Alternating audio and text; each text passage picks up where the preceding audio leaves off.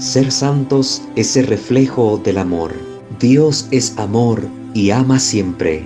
Presentamos Santo Debo Ser. Recorramos juntos el camino a la santidad al que hemos sido llamados.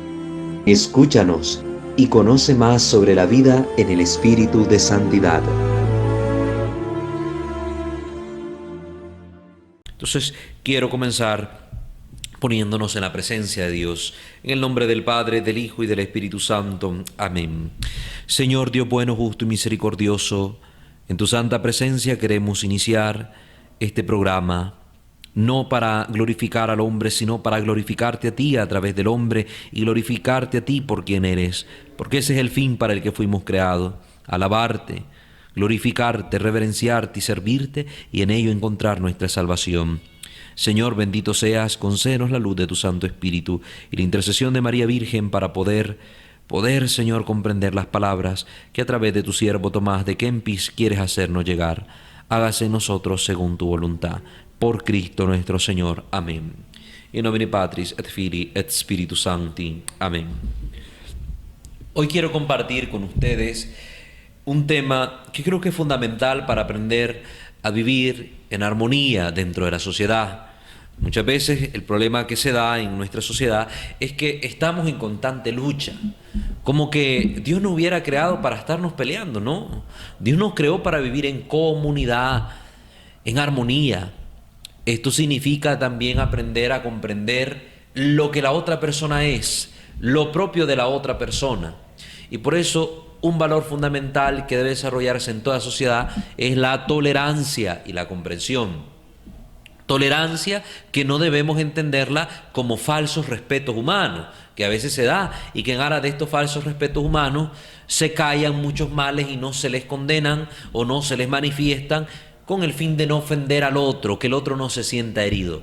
Una cosa es la tolerancia de lo que la otra persona es en sí misma y la riqueza de su persona, y otra cosa sería la tolerancia del mal, permitir el mal en nuestra sociedad y que se infiltre en nuestras vidas y que al final provoque su daño. No, una enfermedad detectada a tiempo por el doctor debe ser extirpada, debe ser sanada, debe ser tratada para que no cause la muerte. Igualmente pasa en nuestra sociedad. Tolerar al otro no significa tolerar los males que el otro comete. No significa tolerar las violaciones, no significa tolerar la drogadicción, no significa tolerar la ideología de género. No, tolerar al otro es comprender que es un ser humano. Y como ser humano que es en sí mismo tiene la imperfección inscrita.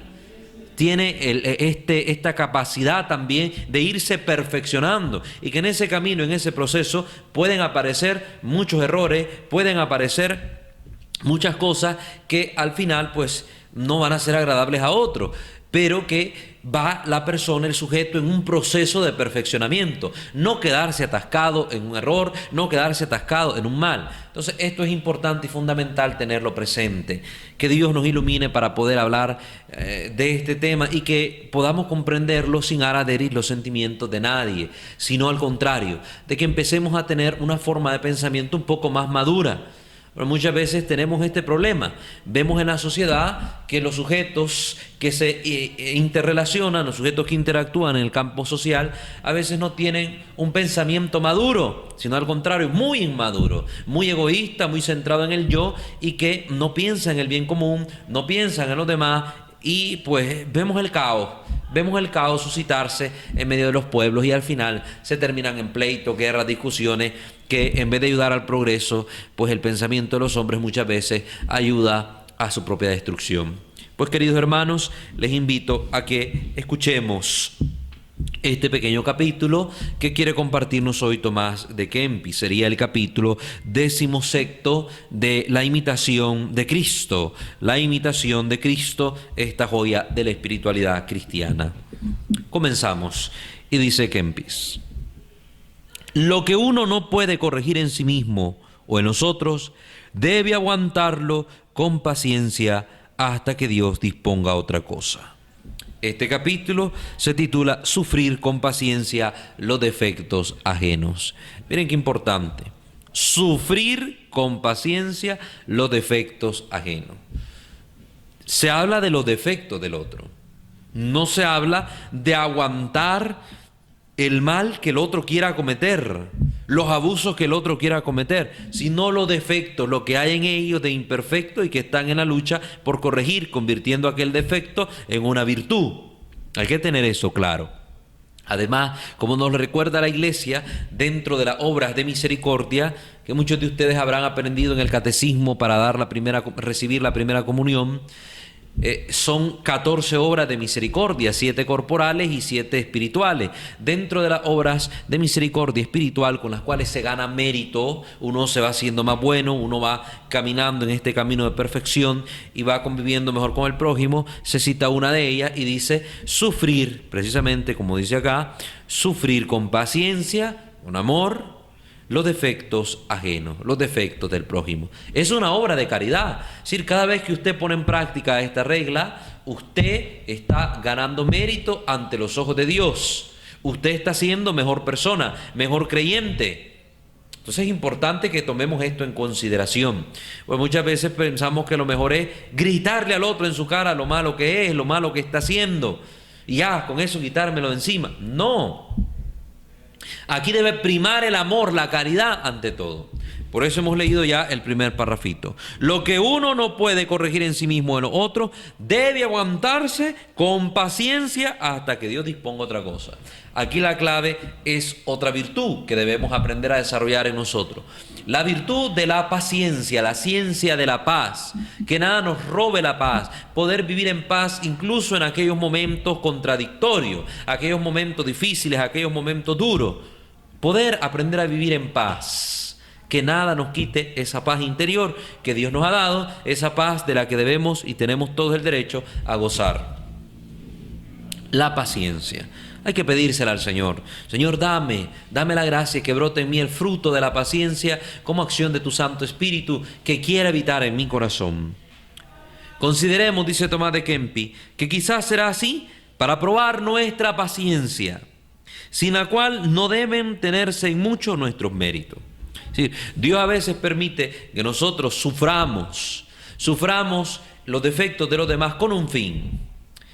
¿Cuál es el fin? Siempre el fin es bueno. Dios no permitiría que en esta vida se dieran sufrimientos si no se supiera que de ellos se van a extraer bienes mayores. Cosa que defendía muy claramente San Agustín de Hipona, este gran obispo, doctor de la Santa Madre Iglesia, y que fue uno de los padres de los primeros siglos de la era cristiana. Sufrir con un sentido. ¿Cuál es el sentido? Si yo voy a sufrir este defecto del prójimo, ¿cuál es el propósito? Probar mi paciencia.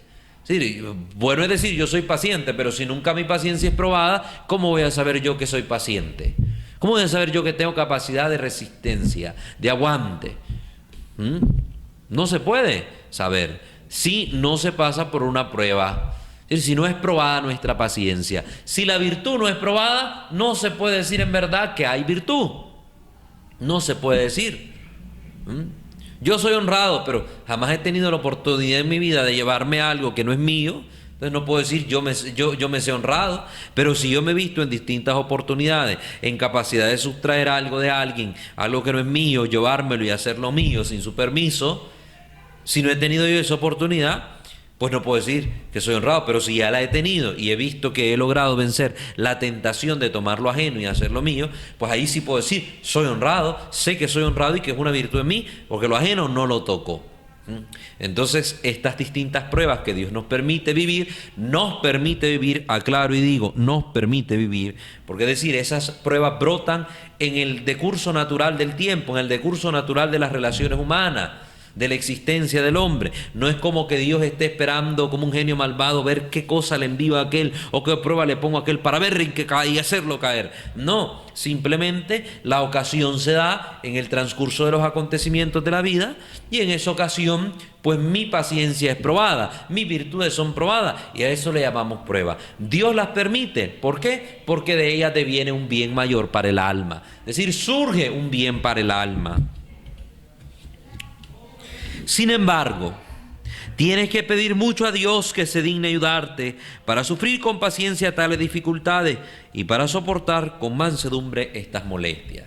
Hay que pedir la gracia a Dios porque ciertamente Nosotros seres humanos somos frágiles y pecadores y ante cualquier contrariedad muchas veces estallamos como tapón de sidra. Hay nomás ¡pum!, una cosita que nos contradiga, algo que no nos parezca, estallamos. Hay que pedir la gracia del Espíritu Santo que venga a nosotros y derrame, como muchas veces lo he dicho, la gracia de la templanza. Haga que se desarrolle en nosotros esta virtud, la virtud de la templanza, del dominio propio, para que cuando algo contrario pase alrededor de nosotros, no estallemos, no venga la ira y salga, no venga ahí el ego y salga la soberbia y salga, sino que podamos dominar nuestras pasiones, dominar nuestros sentimientos y que en vez de explotar, pues cambie, el panorama se vea transformado por una actitud diferente que viene de parte de nosotros, una actitud de amor, una actitud de comprensión, una actitud de poder incluso consolar al otro que en medio de ese error tal vez se ve sufriendo, me hace sufrir a mí, pero está sufriendo él también por la dificultad vivida, por el defecto manifestado, y que al final esta persona con un grito silencioso también pide comprensión, amor y ayuda. Entonces es importante que esto se lo podamos pedir a Dios, la gracia de poder tener esta paciencia para poder sufrir con tranquilidad, sin perder la paz, los defectos del prójimo. Defectos que no solo tiene él, sino que también tengo yo. Esto tenemos que grabarnos en la mente, porque siempre estamos exigiendo del mundo, estamos pidiendo a los demás que haya perfección, que haya bondad, que haya amor, que haya mejoría, pero se nos olvida que nosotros también somos sujetos dentro de esta sociedad, que formamos parte de esta sociedad y que también nosotros estamos propensos a errar, a equivocarnos en este camino donde nos estamos perfeccionando, y como seres imperfectos mostramos también nuestros defectos, defectos que también a otros les toca aguantarlos. Entonces, aquí tenemos que tener esto presente y ya lo vamos a ver más adelante. Dice Lucas capítulo 21, 19, con nuestra paciencia, con vuestra paciencia, salvaréis vuestras almas. Qué importante es la paciencia, que nos ayuda incluso en el proceso de nuestra salvación. Porque es que la desesperación, que es la contraria a la paciencia, ¿de qué nos sirve? Decía el padre Pietrelcina, desesperarse no sirve para nada. Entonces, ¿para qué desesperarse entonces? ¿Para qué agobiar y angustiar nuestro corazón y nuestra alma con estos sentimientos de desesperación, si al final el fruto que van a dar no es ninguno, no producen fruto, es campo estéril, la desesperación es campo estéril? Entonces, ¿para qué desesperarnos?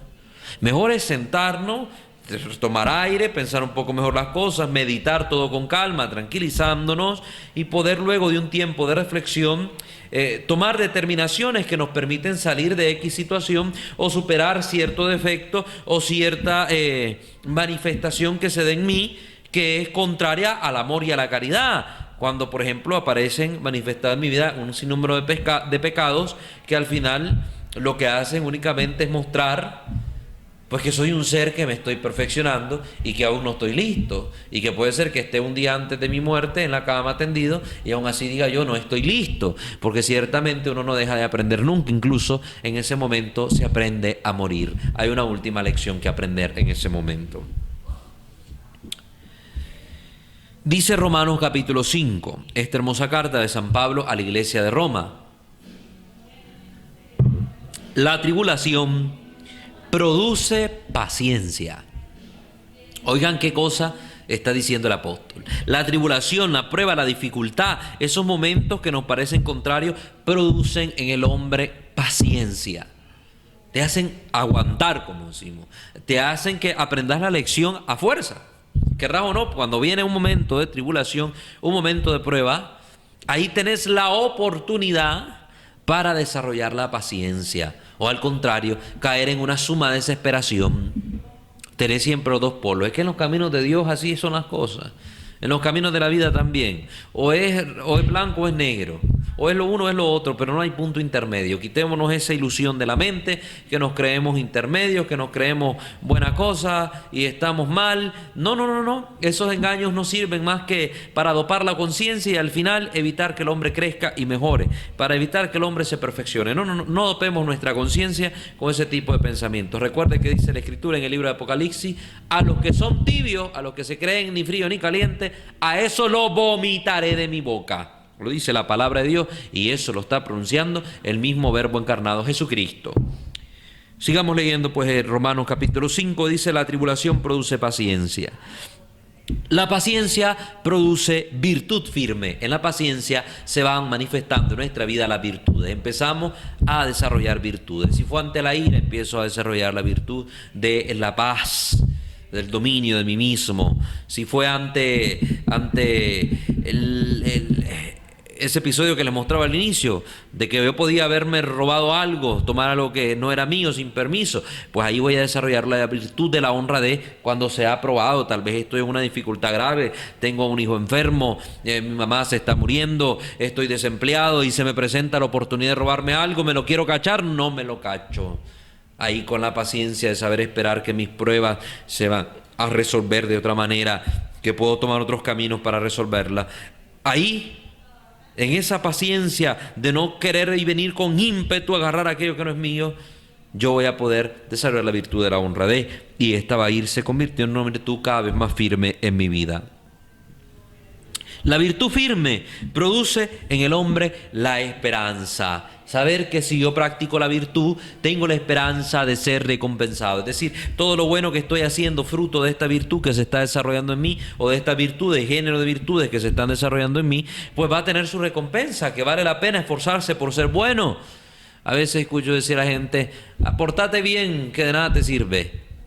Y eso es un dicho malsano que no ayuda en nada. Porque realmente portarse bien sí sirve de mucho, actuar bien sí sirve de mucho, además de que es un buen ejemplo, ayuda a construir un mundo mejor, ayuda a tener un camino de vida más feliz, etcétera, etcétera. Entonces, portarse bien sí ayuda mucho. Portarse mal destruye mucho, hace daño, motivo de escándalo, ser mal ejemplo para que el otro también lo siga, el mundo cada vez más caótico, más descontrolado, y al final lo que terminamos haciendo es una sociedad del caos, de la destrucción y de la muerte.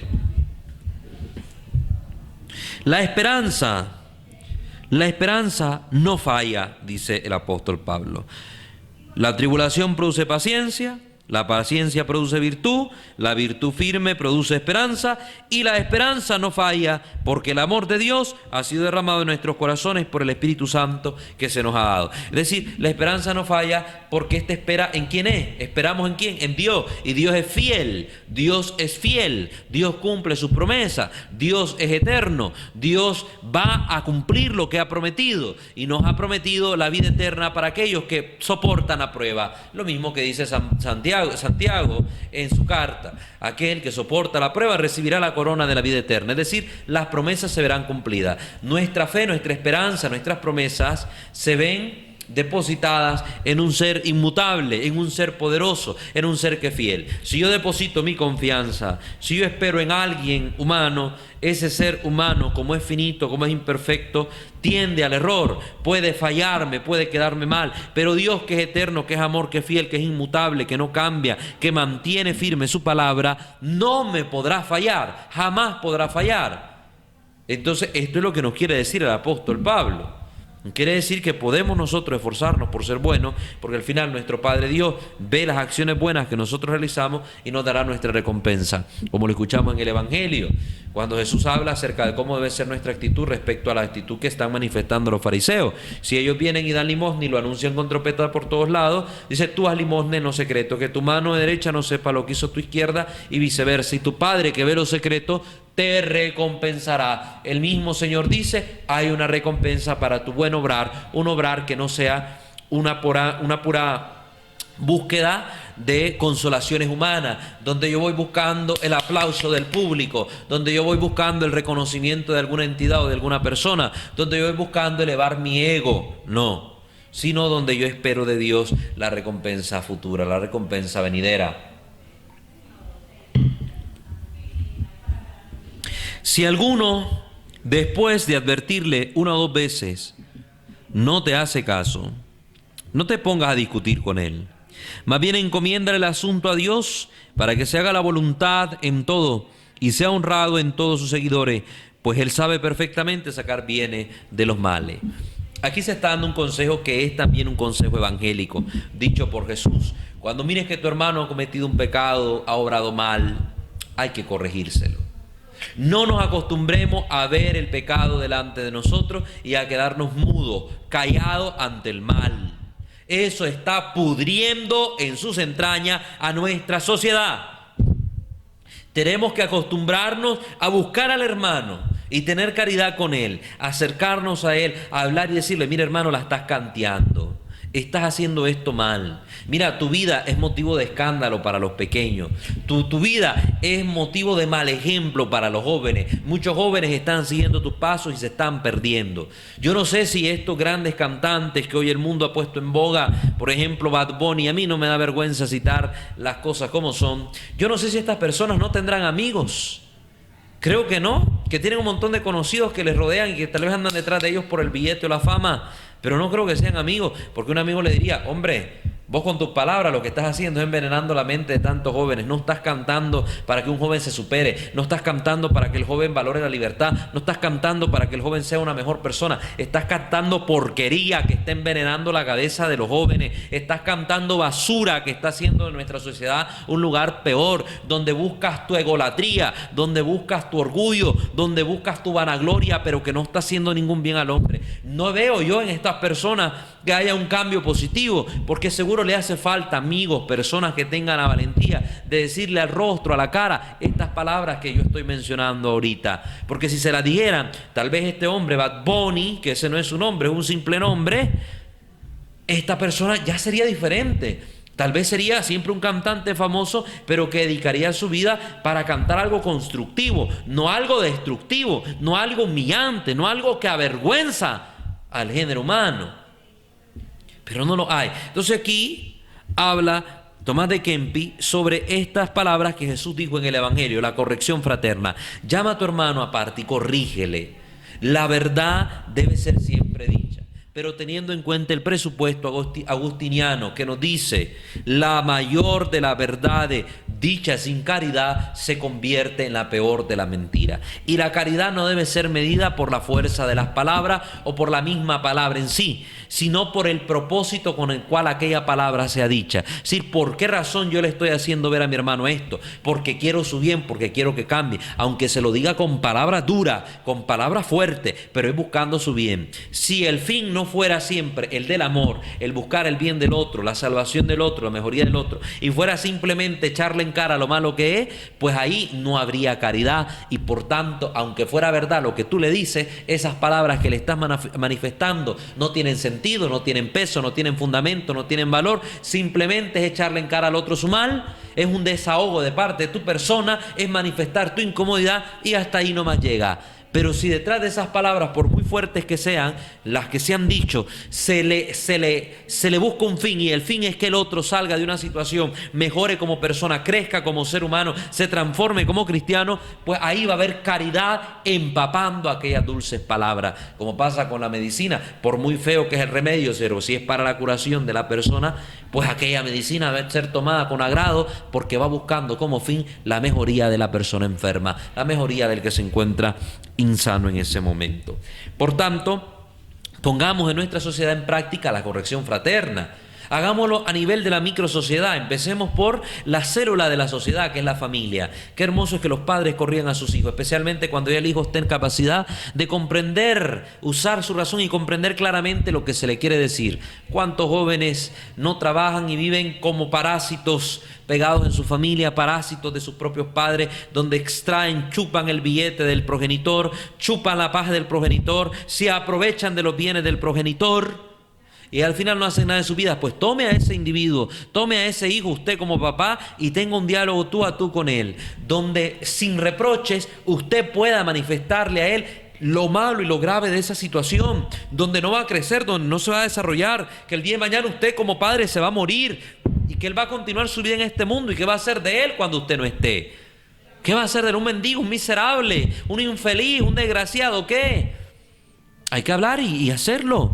En corrección fraterna, empezar los esposos con las esposas. Amor, mira, estas actitudes tuyas no me gustan. Fíjate que estoy viendo que me estás tratando de manera grosera, que ya no hay amor entre nosotros, que hemos perdido esta capacidad de asombrarnos cada día el uno con el otro. Hemos dejado de descubrir algo hermoso en el otro. ¿Qué nos está pasando? Y un diálogo donde no solo tú vayas como juez del otro, sino un diálogo que se convierte en algo recíproco, amoroso, donde los dos obtengan fruto de las palabras que se van a intercambiar. Y Jesús dice: si no te escucha a ti, ve con otro, vayan dos, Tal vez tus palabras no fueron suficientes para poder expresar lo que realmente se debía decir, o tal vez la persona que escucha, que recepciona el mensaje que tú has dicho, pues cree que solo es cosa tuya, pero al llegar con uno más, pues mira que la opinión no es solo de un individuo, sino ya hay más personas que están notando aquellas actitudes, aquellos defectos, y que es importante que aquel tome carta en el asunto y corrija dicho comportamiento. Entonces está eso ahí de por medio. Y dice el Señor, si no escuchan a esos dos, ve con uno más todavía, 3, vayan 3 personas, ya una comunidad que vaya a actuar en favor, en pro de aquel que está mal, para poder hacerle ver cuál es su defecto, cuál es su dificultad, cuál es su daño, y que esta persona lo supere, pero siempre es en pro del otro, en pro de la comunidad, en pro del bien común. Y dice, si ya no les hace caso a los 3, llévenlo delante de la asamblea que dice en la Escritura, delante de la iglesia, dentro de los hermanos de comunidad. Pues aquí no lo entendamos solo en el ámbito religioso, entendámoslo en el ámbito macrocomunitario. Por ejemplo, ya no solo lo hable papá y mamá con el niño, pues háblenlo a nivel de familia, qué hermoso. Intervenga la abuelita, intervengan los tíos en favor de aquel muchacho, de aquella muchacha que tal vez esté extraviando, está perdiendo su vida. A nivel de las comunidades religiosas, por ejemplo, en un convento, en una casa de formación, qué hermoso. Ya hablaron 2 amigos con él, no se convenció, 3er amigo no, pues expongan el caso a la comunidad, pero siempre con el fin caritativo, buscando el bien del prójimo, no para atacarlo, no como que siéntate aquí en el estrado de los culpables, de los acusados, y todos vienen y empiezan a señalarle y acusarle, no, sino con el fin de tener un diálogo amoroso donde aquella persona pueda comprender desde otro punto de vista lo que los otros les han querido manifestar y que están buscando siempre su salvación, su bien, en pro de su bienestar, para que sea iluminado por la comunidad, para que se convenza. Y si no, ¿qué va a pasar? Jesús dijo una clave perfecta ahí: si no les hace caso a ninguno y persevera en su mal, déjenlo, ya no lo insistan más, ya no le molesten más, oren por él. Esa es la clave. Déjenlo en manos de Dios, es decir, oren por él. Que Dios por otros medios va a buscar la manera de rescatar a este hijo, a este que está mal. Porque recuerden que Dios no está ahí con la lupa como el Dios castigador viendo que falló, castigo, un rayo divino, pum, un terremoto, una catástrofe, la muerte de una familia. No, una enfermedad, no. Dios dice en la Escritura, no quiere la muerte del pecador, de aquel que está mal, de aquel que camina en su imperfección. No, dice lo que quiere es que cambie de su conducta, que se convierta, que se transforme y que viva. Dios quiere que esta persona viva por muy mala que sea. Dios quiere que esta persona viva. Tiene la posibilidad de ser diferente, tiene la posibilidad de cambiar. No le cerremos las puertas a nadie. Este cambio siempre es posible, aún en el peor de los criminales. Pero la fe por la oración, con esperanza en el Señor, puede obrar lo que tal vez la limitante de la razón humana no puede lograr. Porque a veces nuestras palabras se quedan cortas para poder expresar al otro lo que realmente necesita escuchar para cambiar en su vida. Entonces Dios permite que por medio de nuestra oración se susciten acontecimientos o fenómenos en la vida de aquel individuo que le haga saber que puede cambiar, que debe cambiar, que es necesario el cambio para su propio bien y la salvación de su alma. Entonces la corrección fraterna es un recurso, una herramienta, una joya de amor, una joya de caridad que muchas veces está como un tesoro escondido en nuestra sociedad y en nuestra familia. Está oculto, sabemos que existe, que está por ahí, pero lo tenemos escondido. Hay que sacarlo, hay que abrir ese baúl, ese viejo baúl, y que ese tesoro precioso salga para que podamos mejorar como comunidades, como instituciones, como sociedad en general.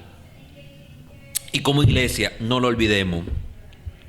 Procura pues adquirir paciencia para soportar los defectos y debilidades que puedan tener tus prójimos, pues tú también tienes muchos defectos que los demás tienen que aguantar. Esto no lo olvidemos, escribámoslo con letra de oro en nuestra mente. Nosotros también tenemos muchos defectos, de los cuales tal vez no nos hemos dado ni siquiera cuenta que están ahí, pero que otros tienen que aguantar. Hay ese humor, hay ese carácter, hay ese tipo de comportamiento, y para mí me parece tan bueno, pero ante los ojos de los demás no es bueno.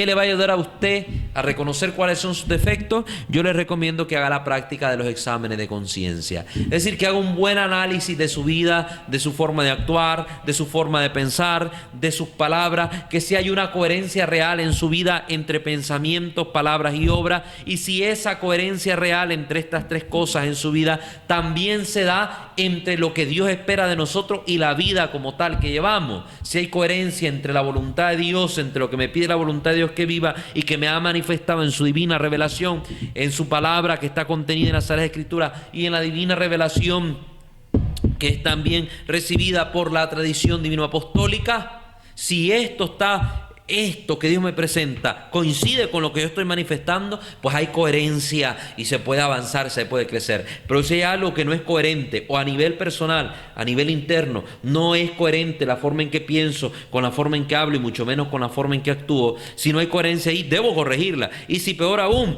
están los tres en coherencia, pero esa coherencia total no existe no coincide con lo que Dios me pide en su proyecto de vida para mí, entonces ahí debo componer también algo. ¿Para qué? Para que haya una auténtica coherencia de vida que al final me dé felicidad verdadera. Entonces es lo que nos dice acá. Tenemos que analizarlo y el examen de conciencia es una buena oportunidad para conocer cuáles son mis defectos. Quien no conoce sus defectos no los puede trabajar y anda más fijándose cuál es el error del prójimo, el error que el otro comete, pero no ve cuáles son los errores propios. Procura pues adquirir esa paciencia. Si tú no puedes hacerte como quisieras, ¿cómo pretendes que los demás sean totalmente según tu gusto? Y esta es una palabra clave. Imagínese, si usted no puede trabajar sobre sí mismo, si usted no puede cambiarse, si usted no quiere trabajar sobre sus defectos y no los ha podido superar, ¿cómo pretende usted que el otro cambie para que se acomode al gusto de usted? Porque eso queremos. Yo estoy mal, pero no me importa cambiar. Pero el otro sí tiene que cambiar. Si querés ser mi amigo, vos sí tenés que cambiar. Si querés andar conmigo, vos sí tenés que seguir y encajar en este tipo de modelo que yo te tengo proyectado. Por favor, si ni tú lo haces para ti mismo, ¿cómo pretendes que los otros cambien para ajustarse a tu gusto? Cambia tú también. Tú debes cambiar. Tú necesitas cambiar. Ninguno de los que me ven, ninguno de los que me escucha puede decir yo no tengo nada que cambiar. En nuestra vida siempre hay algo que cambiar, siempre hay algo que mejorar, siempre hay un defecto que trabajar y superar. Reconozcámoslo. Hay que ser humilde. Se necesita la virtud de la humildad para poder hacer un buen examen de conciencia que resulte en un cambio positivo, tomando determinaciones que se vayan a comprometer en nuestra vida para ejercer un cambio, o con las cuales nos comprometamos en nuestra vida para ejercer un cambio real. Quisiéramos que los demás fueran perfectos, pero nosotros no nos corregimos de nuestros defectos. Siempre estamos esperando el cambio en el otro, que mi papá cambie para yo ser mejor hijo, que mi madre cambie para yo ser mejor hijo, que mis hermanos cambien para yo ser mejor hermano. No, hermanos, eso es excusa. Usted cambie y punto. El otro va a responder por su vida, usted responda por la suya. Y usted se cuenta que en la suya usted tiene necesidad de cambio. Usted tiene que cambiar. Necesita cambiar. Se cuenta de eso. Y dice Jesús en el Evangelio, lo pregunta muy claramente en Mateo capítulo 7, versículo 3. ¿Cómo es que tú ves la basurita que hay en el ojo de tu hermano, pero no reparas en la viga que hay en tu propio ojo? Te estás fijando en la basura en el ojo ajeno y en el tuyo, que tienes más sucio y pañoso y tapado y velado de ese ojo que otra cosa. ¿No te fijas?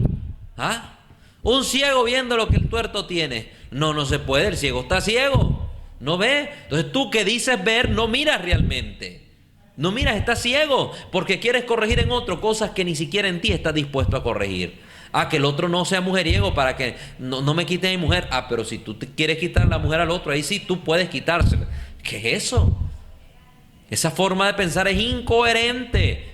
No una persona íntegra no piensa de esa manera. Una persona coherente piensa distinto. Hipócrita, dice Jesús. Hipócrita, saca la viga de tu ojo y después podrás ver para sacar la basurita de tu hermano. Si quieres corregir y especialmente empezar a usar la corrección fraterna, con el prójimo, empieza a usarla antes contigo mismo. Ponte delante de un espejo y corrígete a ti mismo. Tienes tú que poder tener esta capacidad de autocorrección para poder transformar tu vida y ayudar a que los demás se transformen. No tienes excusa, dice Romanos capítulo 2. Tú, quien quiera que seas, no importa si eres presidente, si eres alcalde, si eres mujer, si eres hombre, si eres libre, si eres esclavo, quien sea, no tienes excusa. Tú que juzgas y condenas a otros, pues juzgando a los demás a ti mismo te condenas, ya que tú haces las mismas cosas que condenas en los otros. Imagínense, no tienes excusa. Tú que condenas a los otros, te condenas a ti mismo, porque también dice la Escritura en la regla de oro que se encuentra dentro de los evangelios: con la vara que tú midas, con esa vara serás remedido. Y muchas veces ponemos una medida tan alta para los demás, pero para nosotros no nos las ponemos. No las ponemos, ponemos estándares elevadísimos para los otros, pero para nosotros mismos no nos las ponemos, no nos exigimos. Queremos que todo el mundo cambie, pero nosotros no. Y te figuras tú que juzgas a los que cometen tales cosas, pero te dedicas también a cometerlas, que escaparás del juicio de Dios. Lo pregunta la Escritura en la carta de los Romanos. ¿Tú crees que vas a escapar al juicio de Dios? Tú que juzgas a los otros cuando cometes lo mismo o incluso cosas peores que los otros. Para juzgar y señalar al otro somos buenos, pero para ver lo que nosotros hay que cambiar, ahí sí. Queremos que a otros se les corrija de forma severa y estrictamente, pero no queremos que a nosotros se nos corrija. Qué bonito, si vamos a corregir al fulano, sí, encantado, vamos todos. Pero si es para vos, pero después te corrimos a vos, no, conmigo no se metan, en mi vida y punto. Hagan con aquel lo que quieran, digan lo que le quieran decir, pero a mí no me digan nada, punto. Y hombre, ¿qué pasó? Entonces, ¿en qué quedamos? ¿En qué estamos? Se supone que tú más bien debes buscar esa corrección. Ve y ten el valor, ten la humildad de decirle a tu mejor amigo, a tu padre, a tu madre, a tu hermano: ¿qué miras de mal en mí? ¿Qué crees tú que debo de cambiar en mi vida? ¿Cómo miras mis palabras? ¿Mis palabras edifican? ¿O mis chistes vulgares y de doble sentido destruyen? ¿Mi comportamiento, mi actitud con los demás es edificante, es motivo de buen ejemplo y motivo de que alguien diga quiero seguir a esa persona, o soy motivo de escándalo? Dime, por favor, si tú eres mi amigo, dime la verdad. Eso es lo que debemos buscar, no tener miedo a buscar al otro para preguntarle sobre nuestros defectos y que nos ayuden a corregirnos. Eso es madurez, ese es crecimiento humano, ese es crecimiento espiritual, ese es caminar, andar por los caminos de perfección y de santidad. Por favor, hermano, hagámoslo.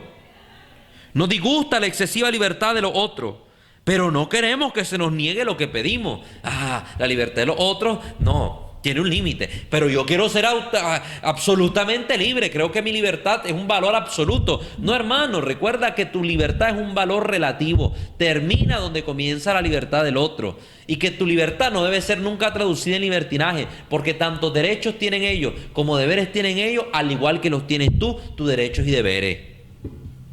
Así se ve muy claro que la mayor parte de las veces no amamos al prójimo como nos amamos a nosotros mismos.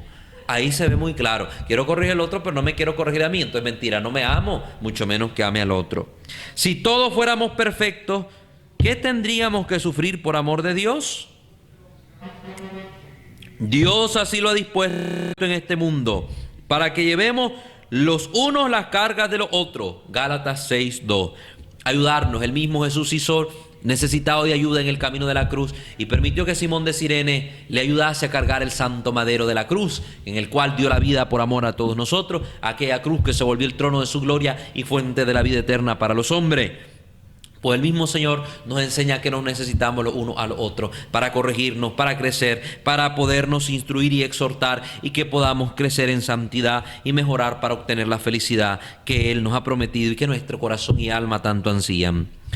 Porque todos tenemos defectos, todos llevamos nuestra carga.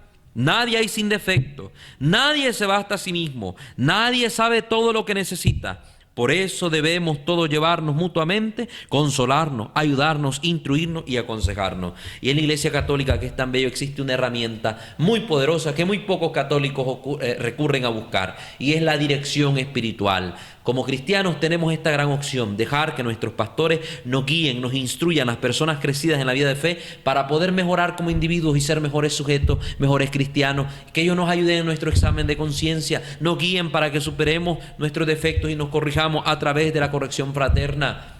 Importante buscar a nuestros padres espirituales.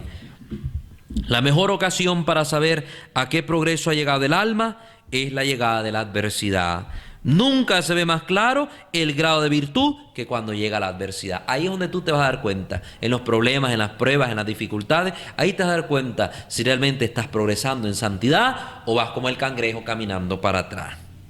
Porque las ocasiones no hacen frágil a la persona, pero sí revelan lo que es. Es decir, la ocasión de pecar, la ocasión de la prueba, la ocasión del problema, no te hace más débil, no te quita nada, pero muestra cómo estás, qué es lo que tienes, de qué está hecho, revelan lo que somos.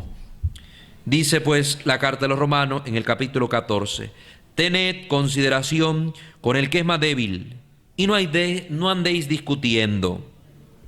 Tú, ¿por qué juzgas a tu hermano? ¿Y tú por qué desprecias a tu hermano? ¿No sabes que todos hemos de comparecer ante el tribunal de Dios? Dejemos, por tanto, de juzgarnos los unos a los otros. Romanos capítulo 14. Bellas palabras del apóstol Pablo a la iglesia madre de Roma. Qué importante esta comunidad, estas palabras, lo que recibieron. Dejemos, por tanto, de juzgarnos los unos al otro. Empecemos a crecer en amor, en caridad, tolerancia, comprensión. Corrijamos los defectos con caridad fraterna, recordando ese presupuesto agustiniano. La mayor de las verdades, dicha sin caridad, se convierte en la peor de las mentiras. Bien, queridos hermanos, con este mensajito hemos querido llegar al final de este programa, no sin antes despedirnos como habitualmente lo hacemos con una oración. Les invito a unirse y acompañarnos. In nomine Patris et Filii et Spiritus Sancti. Amén.